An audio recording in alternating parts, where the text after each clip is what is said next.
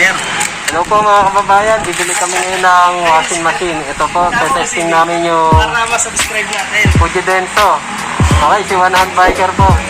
Kung di ka pa nakasubscribe sa channel ko, please like and subscribe. One Hand Biker. Okay po. Kaya dami niya, sir. Bigyan niyo sa amin Yan po, si Sir, pinaliwanag sa akin po kung paano gamitin tong automatic na washing machine.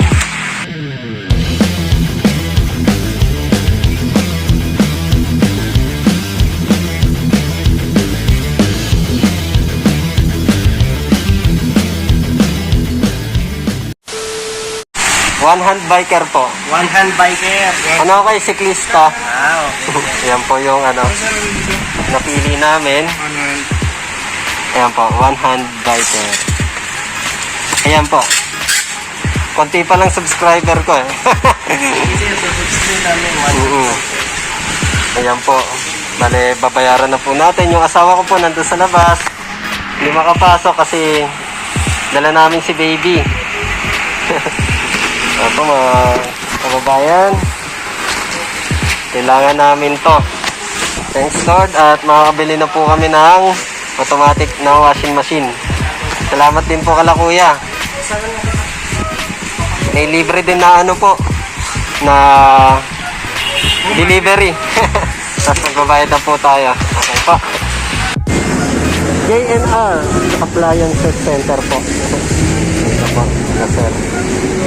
Yan po. Hinihintay na lang po natin yung magdi-deliver po netong washing machine po. Ito po yung asawa ko. Hey, hi. Serena Bren, natete. Bali, susunod na lang po sa amin yung tricycle na magdi-deliver po. Nakaraan po, dito kami sa kakabila po, nakabili naman ng prep po na LG. Medyo nagustuhan namin kasi itong Fuji Denso, plastic po kasi yung body. Tapos modelo po 6.5 kg, pwede na po sa aming mag-asawa. Tatlo lang naman po kasi kami sa bahay, kaya pwede na po itong 6.5. Maraming salamat po.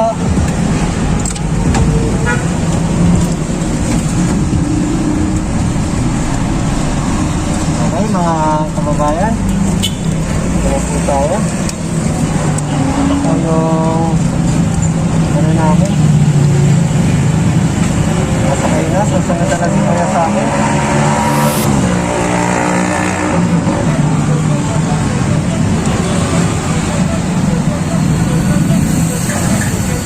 Ako medyo mag-break yung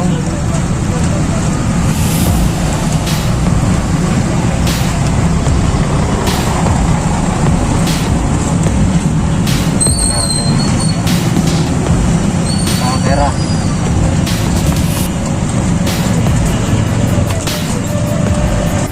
Okay po mga kababayan, dito na po kami sa bahay. Naibaba na po tong washing machine.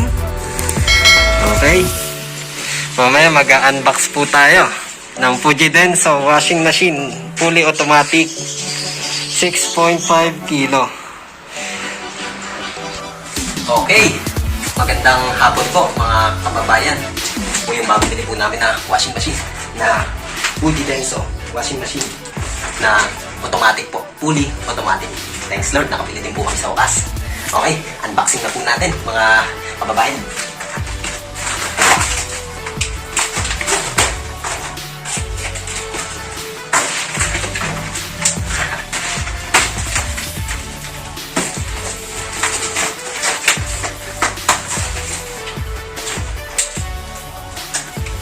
Wow, excited.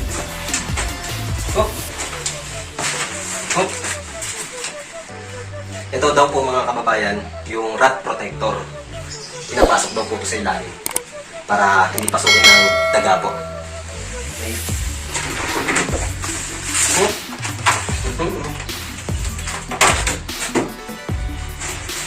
Yan po. Ganda. Grabe mga kaibigan, mga kababayan. Ito na po yung washing. Okay. Tarang pataas yata ang sanggan nito. Surprise! Oh,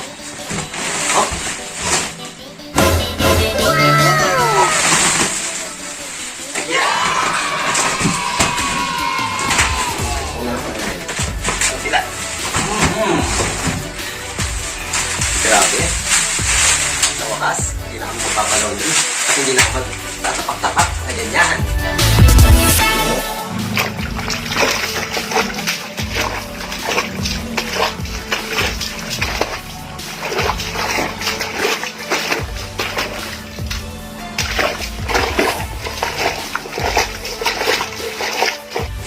Sa mga sakit, pag lalaba ako, mas malaki na yung titipid na ito sa oras. Kasi automatic siya, fully automatic. Ito po. Bago-bago. Bali yung test na po sa akin ito kanina, yung mga tao doon. Ito po yung hose niya, yung inlet. O nga pala, maiksi po itong inlet na ito. Ito po yung para sa pasukan ng tubig, mga kababayan. Testing po. Tingnan natin. Inlet, ibig sabihin doon, papasok yung tubig po. Dito sa hose na to. Ito para dito. Bale, nasa taas po siya. Alawin natin yung balot. Diba? Bago-bago po. Yan. Bale, ito po yung dito sa washing machine. Yung pinipili po yan. Tapos, ito po ay, ito depende sa may tatapat. Bago mo higpitan, mari, pag ganyan, patagilid po. Ito naman yung ilalagay sa gripo. Yan. Tapos, dalawa po ito. Ang tinuro sa akin ay natatanggal to eh. Ano ba yun? Pababa. Yun, pababa. Tapos, charan! Pwede raw ito ipaputo sa mga uso ng gripo na walang thread. Ito yung deroscas, para sa deroscas. Since na maiksi ito, pumunta po ako ng handyman. Pumunta po ako ng handyman. Bumili ako ng pang-extension. Inabot din ako ng 1,000 plus. Ito po. Oh. Bumili po kami nito sa Robinson dyan sa handyman. Para ma-extend po yung haba ng inlet. Kasi napaka-easy po nito. Ayan po, 1 meter lang. Eh paano kung mag-uusog-usog tayo ng washing? Kaya ang ginawa ko, bumili ako ng hose. Tapos bumili rin po ako ng mga adapter. Ipapakita ko po sa inyo mamaya yung mga adapter. Then, ayan po, yung hose. Bali 2 yards yung binili ko po. Tapos kinabit na rin po ni Sir Glenn doon. Yung sales po doon. Ayan po. O, kinabit na niya yung mga adapter sa hose. Itong hose na ito is 1/2 inch po ang diameter. Tapos pang 1/2 inch din tong adapter po. Papakita ko sa inyo. Bali, pupush po ito pababa. Yan. Ipupush pababa. Yan. Tapos yan po, lock na po siya. Hindi na po siya may hila. Tapos ito naman po is doon naman sa gripo i-insert. Pakita ko sa inyo. Bali, bumili rin po kami ng gripo.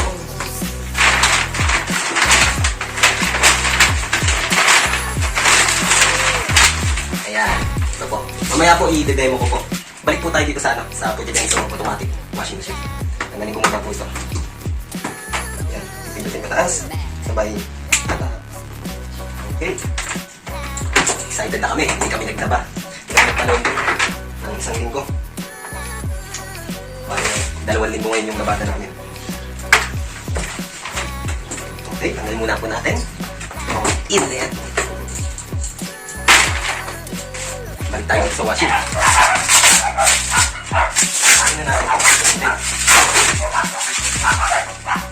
Ito po ay ABS plastic. Sabi doon sa shop. Ito po yung manual niya. Madali lang po i-operate. Kasi may mga nakasulat naman po, mga kababayan. Ito yung loob. Kitang-kita po. Kitang-kita nyo naman po ang loob. Stainless. Stainless po yung loob niya. Ayan po yung top. Ito po yung top niya. Yan. Tapos, ito, yung lagay ng detergent.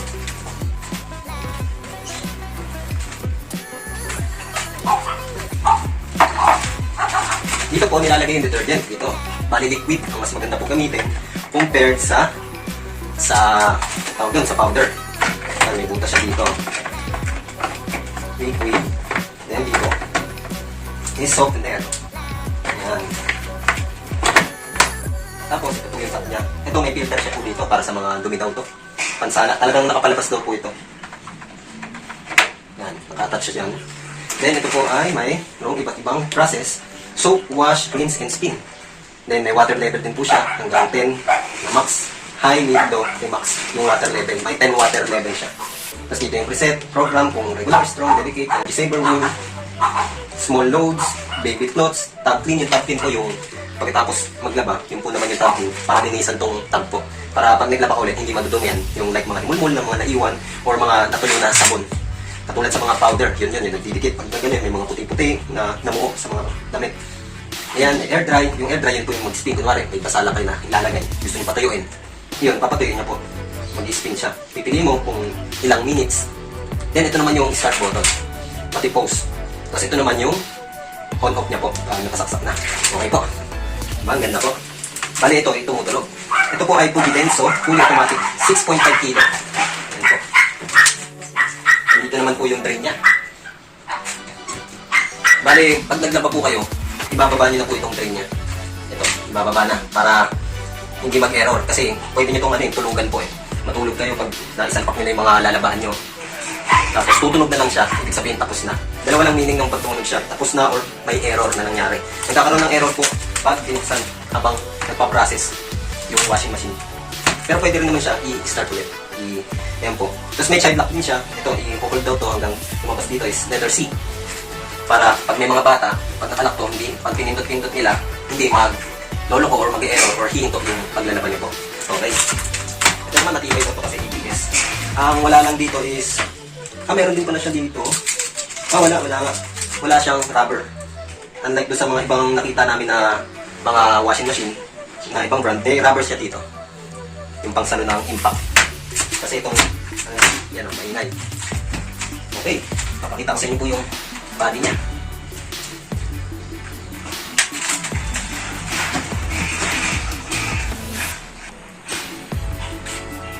Yan po. Thanks Lord. Yan, energy saver. Ang body niya ay plastic.